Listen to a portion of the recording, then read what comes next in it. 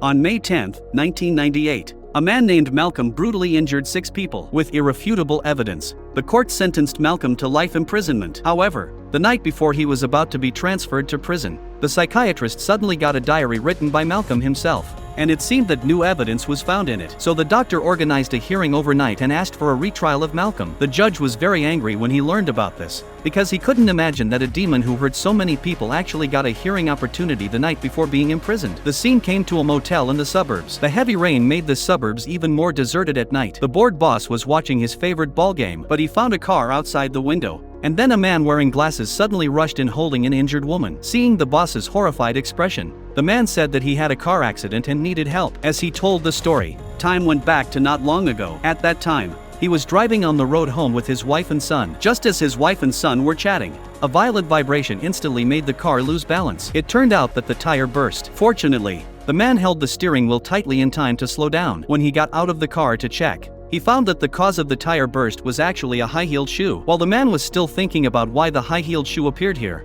the truth was that not long ago, a blonde woman was driving on this road. She was the lover of a rich man, because she took the rich man's car and money and planned to flee to another city. But just as she was looking for a lighter, the strong wind blew her clothes away, and she threw the high-heeled shoe on the ground in panic. It was already dark at this time. The man with a punctured tire was changing the spare tire, while his wife was playing an interactive game with her son. The next moment, tragedy happened. Time went back to a few minutes ago. A driver driving a luxury car was driving a writer in a rainstorm. The woman who was on the phone found that her phone was out of power, so she asked John to hand her the spare battery in the bag next to her. Just as John was looking for the battery, an accident happened. With the screams of the man outside, John hurriedly ran out of the car regardless of the woman's obstruction. Although the man kept scolding him, John still checked the woman's condition carefully,